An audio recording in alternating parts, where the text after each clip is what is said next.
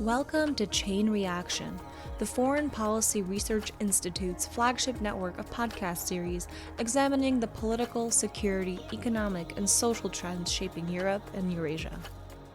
Throughout the year, we're talking with experts about developments in Russia's war in Ukraine, the new European security order, the past, present, and future of the Baltic states, Russia's political economy, and great power competition in the region.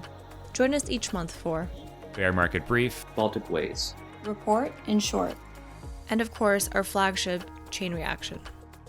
New episodes are available each week on Apple Podcasts, Spotify, or wherever you get your podcasts. This week on Chain Reaction. Hello and welcome to the Chain Reaction Podcast. I am Aaron Stein, president of the Foreign Policy Research Institute, and I'm sitting down today with Rob Lee, a senior fellow in our Eurasia program, to talk about the recent events going on in the Russo-Ukrainian war. For those who are not following on a day-to-day basis, the war, at least from the Ukrainian perspective, is not going as well as it was a year ago, and the Russians have currently launched an offensive, or amidst an offensive, around the city of Kharkiv. Rob, why don't you set the scene for Chain Reaction listeners about what's been going on? So basically, Ukraine conducted an offensive last summer, and at the end of it, it primarily culminated when Ukraine ran out of infantry. Right, so they took attrition, and by September, October, they really didn't have much infantry left. And in order to continue doing assaults, they were kind of pulling guys at different MOSs like drivers, artillerymen, and so on to kind of continue these assaults.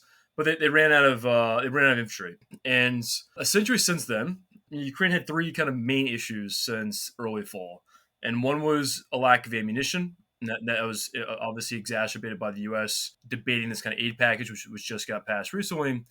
Manpower and fortifications, and fortifications. The front line and the battlefield is very fortified, but Ukraine didn't have the same kind of defense in depth that Russia built in 2022, 2023. Which played a really important role last summer. And so they're doing that now. And the fortifications are notable because in Kharkiv, there are fortifications they built more recently. There are questions about some of it, right? So some Ukrainian soldiers who are there say that some of the initial fortifications were not properly done. Some of them say that some of the fortifications were well built, but not necessarily built in the right areas, right? So not necessarily taking advantage of terrain, things like that. But overall, I think we can say that the fortification situation is getting better. Ukraine is improving them. They are working on those. But the main issue is manpower, right? And so, all winter, obviously, you hear all the stories about the ammunition problem. Russia probably had a 5 or 6 to 1 artillery advantage in terms of rounds fired every day. They also have aviation advantage. These glide bombs can be dropped at longer ranges outside the range of air defense systems. Then Ukraine also had a lack of air defense munitions. That made it more difficult to both protect the front, use their forces at the front line, and also the cities from these strikes and infrastructure. But manpower became the really big problem. And basically, ever since last summer, Ukraine has struggled to replace combat losses, right? So not just to build new units, but even to replace the losses they have month to month. And that's become a really significant problem. And, we went there. I went there with Mike Kaufman, Connor Musica, and Franz Stefan Gatti last November, as well as in February, March.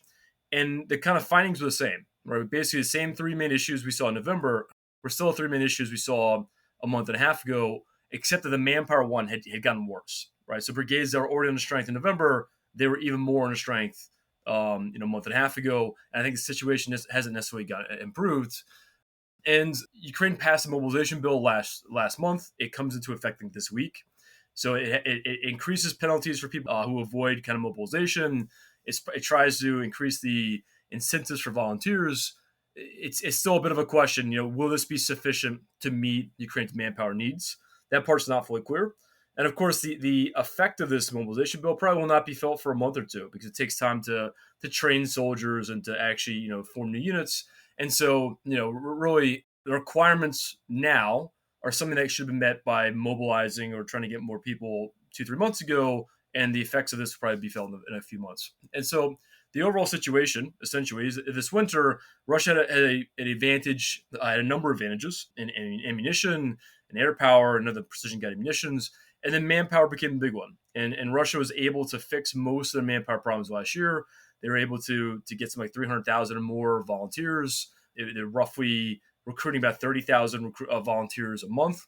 And that means it's not just involuntarily mobilized people, it's not just prisoners, but also people who are volunteering. Now, the quality, varies. You're getting older guys, you're getting, soldiers who aren't necessarily ideal. And there's always stories about Russia getting people from all these other countries and kind of coercing them into serving. But ultimately what it means is they're getting these guys to go into assaults.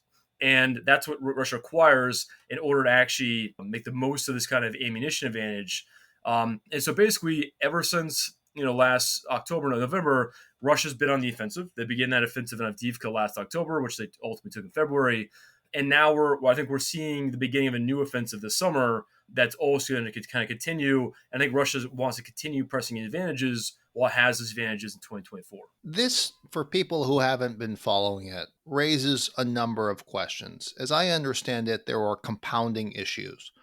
One was domestic to the United States, in that the delay in Congress approving multi-billions of dollars for the Department of Defense to continue to support Ukraine with the transfer of weapons from U.S. stockpiles. That's one issue.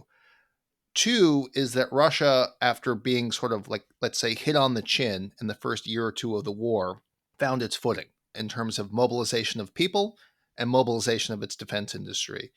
And then three, Ukraine, after, let's say, weathering and going on its own offensive, basically got stuck in the mud bureaucratically, and also their government was unwilling to make some hard decisions about the mobilization or the forced mobilization of manpower to continue this conflict.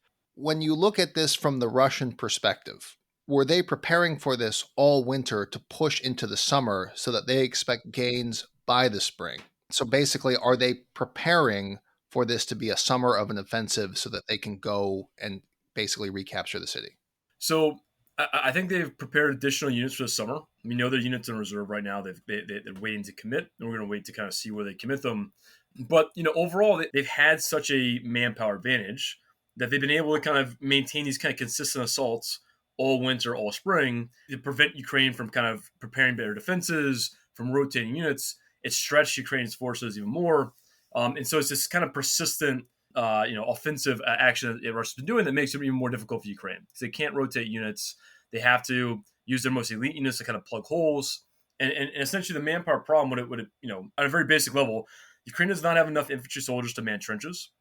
And the more the losses are, it means the guys who are manning trenches, they have fewer people to rotate them with. So the situation gets compounded, right, by the fewer soldiers you get, and the burden on these infantry grows even worse. Right? And that's my big concern, is that the infantry is this massive burden on them at this time, and it's getting worse, and you risk exhausting these people. In terms of Russia's goals, I think it's still Donbass, it's still the priority. I think they have prepared a summer offensive, but in reality, they've been pressing this entire last 5-6 months. They've been trying to take advantage of the lack of ammunition, and while the U.S. was debating this aid package, I think that the important thing to emphasize, though, is that even with this aid package passing, it doesn't solve all of Ukraine's problems. Right? There's still this manpower problem that has not been solved. There are other issues. There's coordination problems Ukraine has, and the aid package was partially about monetary, being able to appropriate funds. There are still issues about the U.S. stockpiles and U.S. production capacity. Right, so Russia is still going to have an artillery advantage. They're still going to advantage other systems. There's still a question about air defense systems, right? Do we have enough missiles being produced to satisfy Ukraine's needs? That part's not clear. There's a new Frankenstein program. We try to marry U.S. kind of air defense missiles or air-to-air missiles to Soviet-style air defense systems. It's not fully clear how those are performing yet, and that's the kind of big kind of bet we're making. So there's still some big questions there, even with the aid package of limitations that Ukraine's going to have. But when we talk about the Kharkiv offensive, how we put it in this kind of context, I think this is the kind of beginning of a larger offensive. And basically, because Russia has all these advantages, as an advantage in forces and manpower, I think they're deliberately trying to stretch Ukraine's forces even more, and they're trying to present a dilemma, pose a dilemma to Ukraine. Where basically, Kharkiv is right by the border. It's only 25 kilometers or so from the border, and so if Russia advances there, even a small distance, they've already advanced about 5 kilometers some direction or more. If they advance within 10 kilometers or more, you start getting within range of tube artillery, right? And that puts the city at greater risk. It can put the roads into the city at greater risk, right? It makes life, just living in the city, even tougher. And it's already been tough because Russia's been conducting missile strikes and glided bomb strikes in Kharkiv for some time. So that makes life in the city much more difficult. I think what Russia's doing is not necessarily trying to take the city, because the force they've committed there is not probably big enough to do that. I think what they're trying to do is draw Ukrainian units away from the Donbass. And so then Russia, when they commit reserves in the Donbass, they'll have fewer Ukrainian units to fight against them. And I think it's a way of setting the conditions for that. And the problem is, even as Russia makes gains, they're probably going to try and get as close to the city as possible, and they're going to try and entrench and build very good fortifications so that Ukraine may have enough forces to defend the city, but not necessarily enough to take back those areas. And if those units are still close to the city, right, that will pin down Ukrainian forces for a long time, because there will be no depth there, right? So Ukraine can't pull units away to fight elsewhere, because then they risk the city itself. And of course, it creates this kind of buffer zone. So we know that Ukraine's been doing some cross-border raids the last year, with these kind of Russian groups and other kind of groups from Ukraine's defense intelligence. That's been in Belgrade, elsewhere. I think in part Russia wants to create some kind of buffer region to make those kind of type of raids more difficult, and to kind of basically kind of occupy some other areas across the border that make it more difficult for Ukraine to conduct strikes within Russian territory and elsewhere. So I think that's what Russia's trying to achieve. Ukraine has, from open source kind of information, they have moved brigades and forces that were based in Chasiv Yar, this kind of big battle is occurring right now, about to occur, to Kharkiv, right? So the 92nd Assault Brigade allegedly has been moved up there. The 42nd Mechanized Brigade was in that area. The Kraken unit, part of Ukraine's defense intelligence, also has been moved up there. And so the risk here, I don't think Russia's going to be able to take Kharkiv. I think keep in mind, they advanced pretty quickly the first few days. Ukraine has good defenses built, and they've got good brigades manning those defenses. So further Russian advances will get more difficult, and I think we'll probably see that become a problem for Russia. The issue, though, is that once they start committing forces to the Avdiivka front, to the Chasiv Yar front, Ukraine probably has fewer units available to plug holes there, and it means a greater risk that Russia's going to be able to break through in one of those directions and advance deeper into Donbass this summer. Brings to mind basically the point of U.S. aid. Obviously, the point of U.S. and European aid is to aid in Ukraine's defense. But as you look at the packages coming in, what are your thoughts on what is needed first to triage this situation? We hear air defense missiles, we hear air defense systems, and we hear artillery. But I also think about the necessity of Ukraine to be able to conduct offensive strikes. And so I'm thinking about ATACMS, Storm Shadow, and obviously the long sought after Taurus from Germany, which I know is on the agenda, but can never quite get over the line. But what are your thoughts on the mix of offensive and defensive systems that Ukraine needs immediately to blunt this offensive? A lot of those long-range strike missiles will help, because they provide kind of an asymmetric response to some of these Russian advantages, right? So one issue that Russia's facing is they have growing equipment problems, right? Where they pull out certain tanks every month, they refurbish them, they send them to the front. But over time, Russia's lost a lot of equipment in its Avdiivka offensive they conducted last year. They continue to lose a lot of equipment, and that will likely be the big issue at some point in the future, where it limits the size of Russian assaults, right? So there's an effective on it right now. They're not running out of tanks anytime soon, but that issue could grow next year. So some of this, long-range missiles can disrupt potentially Russian offensive operations, right? You hit, potentially ammo depots, oil facilities, troop concentrations in the Donbass, right? Those things could affect it. I think that the strategic kind of campaign, that part is a little less clear to me, right? When the effects will be felt. There's obviously been a focus on hitting oil refineries in Russia. And I know there's a debate about that and whether or not the U.S. thinks that's the right move. Long term, it may be. I think in the near term, it's not going to have enough effect. So it's more of a long term question. I think really what they need, as much as possible, they need ammunition, right? So artillery has been the main killer in this war, like in most wars. They need a lot of mines, right? That was something that was really effective for Russia last summer, effective for Ukraine last winter. A lot of anti-tank mines. It makes it more difficult to get around them, right? Anti-tank guided missiles, javelins, those things. Basically, when this winter and spring, when Ukraine was getting less ammunition from the U.S., they had to rely more on FPVs, these first-person UAVs, which are commercial UAVs. You strap like an RPG munition and you try and fly into tanks. They can be quite effective, but they are not a replacement for artillery, mines, anti-tank guided missiles, and other systems. And it was very clear the last few months this is the case because Russia was making gains despite Ukraine having a lot of FPVs, but not enough of these other systems. And one thing that Russia's done is they've adapted some of their tanks to build these massive shelters around them that can kind of counter FPVs, but that wouldn't be as effective against, another tank or anti-tank guided missile or mines. And so those other things would make it more difficult for Russia to do advances, right? If Ukraine can deploy a lot of mines, they've got not enough ATGMs and artillery, that'll help a lot. Air defense, as I said before, right? Some of this is tactical air defense systems like manpads, short-range air defense systems. They really need to counter Russian ISR UAVs. The reconnaissance UAVs are always kind of operating behind their front lines, and it makes it very difficult for Ukraine to operate tanks, to operate artillery, because they'll get spotted very quickly and can then get targeted by Russian systems. So ideally, more kind of cost-effective missiles that can counter these kind of ISR UAVs like Orlan, Supercam, so on. That's important. Patriots are important because not only can they defend against ballistic missiles and other missiles in the main cities, they also are a long-range air defense system that can counter Russian bombers. And so, Ukraine has shot down some Tu-34s that drop these glide bombs, but they have to bring up Patriot batteries to the front, and there's always a risk they don't have enough of them to defend their cities anyway. And so it's always a question, if they've got more of these batteries and more missiles, they can be even more aggressive how they employ them, and they can contest the airspace more. And of course, we're waiting to see F-16s arrive sometime this summer or fall, most likely, although probably the initial group is going to be quite small. There's not the most modern version of F-16s. So I think we have to temper expectations here. Hopefully they'll play a role in contesting the airspace better, but it may not have the effect that some people have said that it's going to have. So I think, aside from all these kind of basic systems we're talking about, armored vehicles is a big one.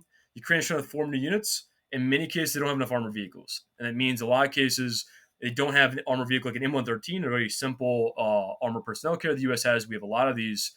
Ukraine loves these systems. They're great for equipping new brigades. They're very important for casualty evacuation. A lot of times you can't evacuate somebody you don't have an armored vehicle. And so, a lot of people, in a number of cases, guys who are wounded in action who could be pulled out ultimately die because they're unable to pull them out in time. And so little things like that, more armored vehicles, more armored Humvees, right? Again, something the U.S. is in massive stockpiles of that. I don't think we need in those kind of numbers. Ukraine would appreciate all those kind of systems. All those things would help Ukraine fight this attritional kind of fight and take less casualties in doing so. So there are a lot of things that are, there's high-end things like ATACMs, which are important, which do play a role. And then there's a lot of things they need in large quantities, including really simple systems like, Humvees, M113s, and just ammunition. So when you're talking about this, it's quite clear that the Russians have learned in this conflict as well. If you think back to the early days of this conflict, some of the challenges in the Russian strike complex was getting missiles on targets when they were identified by forward drones, right? You just talked about the challenges that the Ukrainians are facing now. Can you talk a little bit about the Russian, evolution in terms of how they're conducting this war, what they've learned, and how that's perhaps helped or hindered by the way that the battle lines, I don't want to say have ossified, because we're talking about the Russian advances around Kharkiv, but they've more or less ossified, and we're talking about small chunks of territory rather than the broader Russian ambition of taking over the capital city. Well, Russia's force now, they have improved some aspects, and other sides have kind of frayed and degraded. So overall, in terms of quality of units and manpower, the quality's gone down, right? The quantity has gone up now, but the quality overall has gone down. They lost a lot of leaders, right? And so a lot of their best leaders have been lost. They have a lot of combat experience, so you do have a mix here. Their elite units like Naval Infantry, VDV, they maintain decent standards there, but they're also getting guys who are, their 40s or 50s there. So there are quality issues there too. But overall, they get those units to go into assault. Their elite units, they will often, in many cases, fight to death. They won't necessarily run away. It says something about the quality in this regard, that they're willing to fight. They're not simply going to run away. And so I think the fourth quality question is still an issue. And a lot of these assaults they do, it's small scale, right? It's platoon level plus a massive amount of artillery, other kind of support. And, some of this comes down to just forcing guys to do assaults. One thing we were told in the last trip there is that executions have become more common, and that they've devolved that responsibility in some cases to squad leaders. So squads will sometimes fight to death, but if the squad leader is killed or wounded, then the squad, some guys may surrender. But basically, squad leaders are authorized in some cases to execute soldiers who don't, go into assaults, who refuse, so on. So it's potentially something they kind of adapted kind of from Wagner.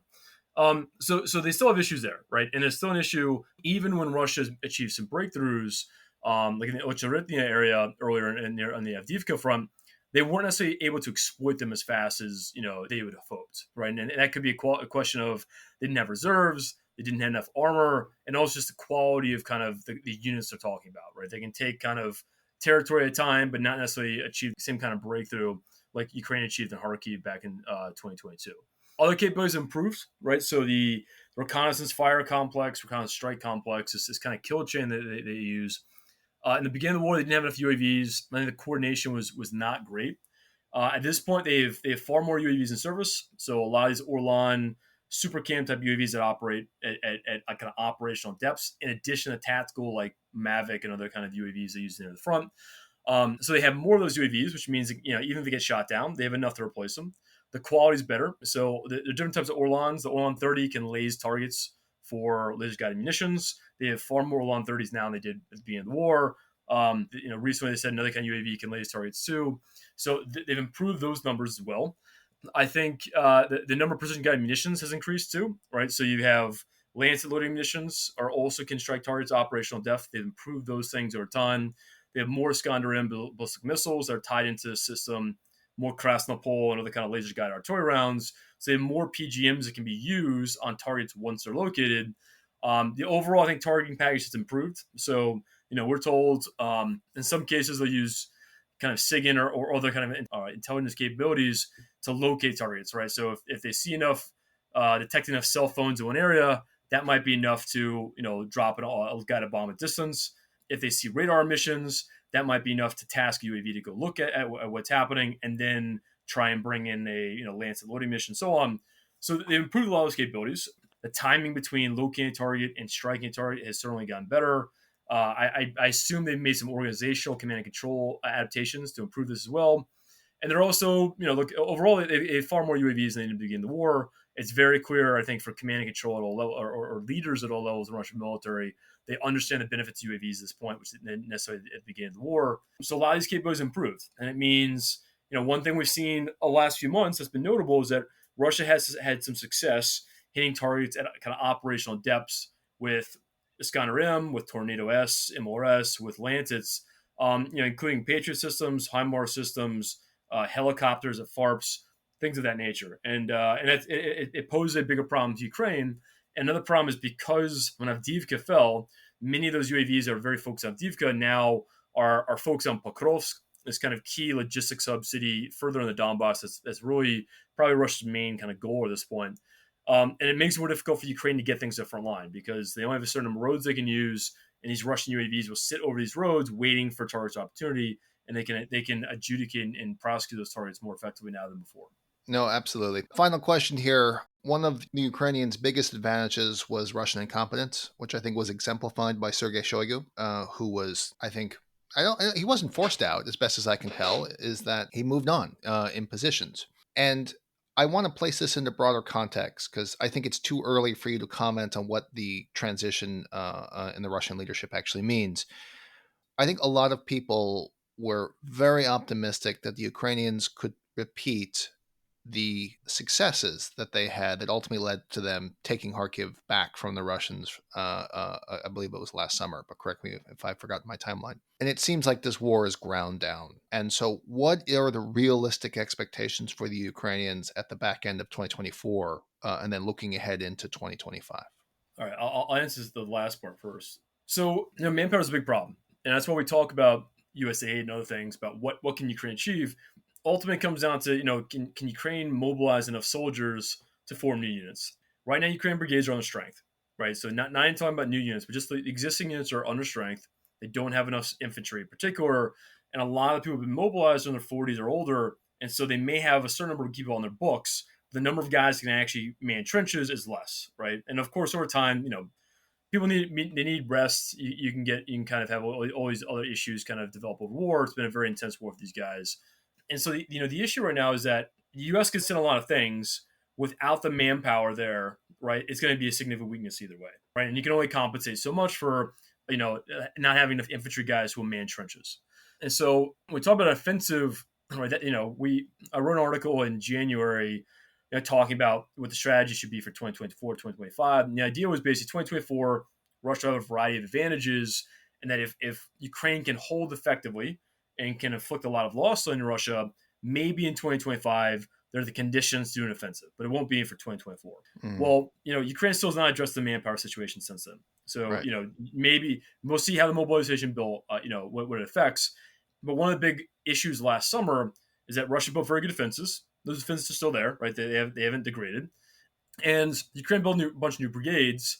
And that was kind of theory of success here, was that new brigades, most mobilized soldiers, would be the ones to breach these defensive lines and to conduct this offensive. Right. Well, it didn't work. It didn't work out. Right. And part of it was because new brigades didn't have enough time to train together, and a variety of other issues about how do you develop unit cohesion quickly, so on. And so one of the lessons learned there was that at a minimum, if we're going to ask Ukrainian brigades to do this again, to try and breach Russian lines, they need more time to train together, right? And they need other advantages. And the problem was that last summer, Ukraine had a rough parity in ammunition fire, right? Where basically both sides are shooting around the same number. That's not going to be the case this summer or next summer, right? Even though the U.S. production capacity is increasing, I don't think we're going to get to a point where Ukraine has parity again. And so that's one way it's going to be more difficult. The manpower situation was probably better last summer than it's going to be, at any time in the future. And then some other capabilities, I think things kind of came together better last summer than they're probably going to likely come together, this year or next year. So it's possible Ukraine could do an offensive next year, but I think basically a lot of it's going to come down to the Russian side, right? One thing we've seen in this war, Russia overextended during 2022. It left them vulnerable in Kharkiv, Kherson, and the end of 2022 when Ukraine made its gains. Ukraine overextended last summer, and everything since then has been partially a result of that. Also partially the U.S. not passing aid package, but also Ukraine did not have enough guys to keep fighting, not enough units being kind of trained. It's possible Russia will overextend, but a lot of it comes down to the manpower situation, right? Can Russia continue recruiting 30,000 guys a month? If they can, it's going to be very tough for Ukraine, right? No matter what. So, it's in 2024, I don't think Ukraine has really prospects for any kind of offensive. 2020, summer 2025, maybe, but it's become less likely because the manpower decisions have been delayed and they haven't been fixed. And also, raises tough questions because the manpower problems have been known since last fall. The fact they haven't been fixed so long suggests it could be difficult to fix it, right? And I also, I don't know, right? The longer in the future we talk about, I think it's going to be a longer war. I think it'll go in 2025. It's hard to kind of predict things more than 6 months in advance of war, but it's far from certain that Ukraine is going to be able to do an offensive in 2025, even with kind of additional aid from the U.S. elsewhere. It's really going to depend on the manpower side, a lot of it, and some other kind of factors. So about the change of command in Russia. So it's still early, right? So I had a tweet yesterday about some early thoughts. Ultimately, we'll have to see how it plays out. We know that Shoigu has taken over the secretary position of the Security Council, which is supposedly an important position. Some people, I think, debate to what extent it's more of a kind of formality or not. Nikolai Patrushev, who was removed, is supposed to get into some new position. It's not clear is this will this new position be just a way of kind of pushing out of the inner circle in a kind of less important position? Will it be something new? We'll have to wait and see. I don't think these people, anyone's fallen out of favor, even if they're being shuffled, because Putin doesn't necessarily do that. And these people are loyal to Putin, and I think he, especially at the Wagner Mutiny, I think he really respects that. So it's interesting. Shoigu's been in charge of the MOD since 2012. Gerasimov, the same thing, and so both of them probably should have been swapped out before the war. But Patrushev has been in position since 2008. So again, the broader point is that the system Putin has in place, these people have been there for a long time. The rest of the power agencies were not changed, right? So because it's a new government, everyone gets the government gets dissolved and they have to get reappointed. And so that's why the timing is happening. I don't think it's indication that they think the war is going poorly, because right now they have a number of advantages. I think the question of why Shoigu was removed, and you have a new person in charge whose background in economics. The last few ministers of defense, Shoigu had never served in the military, right? He before that was in charge of the Russia's Ministry of Emergency Situations, which is kind of a semi-paramilitary force, but it's more of a civilian force. And the guy before that, Anatoly Surgikov, was also a civilian who I think he was conscripted in the Soviet military. He served like a year, but nothing significant. His background was kind of in business. He was like a furniture manager, a store manager, and he was the minister of taxes before that. And I think, when you talk about who needs to be in charge of ministry of defense, before Putin came into power, it was always a retired general. And I think one of the things that Putin brought initially, his close associate Sergei Ivanov was the first minister of defense that he appointed. He was a former KGB officer. His career kind of it went downward at the end of that. But everyone since then has been a civilian. And part of it is, I think, he wants someone who is not beholden to, the Russian military's interests, who's not going to only kind of, basically support what Russian generals want. He'll be willing to kind of do reforms. And so when Surgikov was put in place, it was deliberately, he wanted someone that would reform the system, and he wanted someone from outside the system who'd be willing to, upset kind of retired generals. And one thing he did was he reduced the number of generals in the service, and he angered a lot of people. Shoigu was kind of a compromise where he rolled back some of those reforms, but ultimately he clearly wasn't reforming the MOD enough, and he wasn't inspecting things, whether or not they were being succeeded or not. And a number of the claims the MOD leadership had before the war about the number of battalion groups that were ready, that had contract soldiers, those numbers were lower than they were letting on. It's clear that a personnel issue. They didn't have enough contract soldiers. A lot of the Russian units, when they began the war, had issues, some of the equipment issues that they said they'd fix. So it's not shocking that he's been moved on. It's not shocking that the new figure has a background in economics. I think mostly they want a minister of defense who can kind of manage the internal, basically is a better internal manager, can manage the bureaucracy better, can manage other things, can maybe throw up the BS flag when he sees something that's not going the right way, and basically someone that can bring better kind of standards to things and do an audit. And again, that was similar to why Surgikov was brought in, a guy with a tax background. When Surgikov came in, he brought a number of women from the tax ministry who also were doing the same thing, right? They had no defense background. That part wasn't necessarily required. Still a question about Gerasimov. He'll say when Surgikov came in, he brought in a new chief of the general staff as well. Shoigu, obviously, when he came in, so did Gerasimov. It is open question if that will happen again.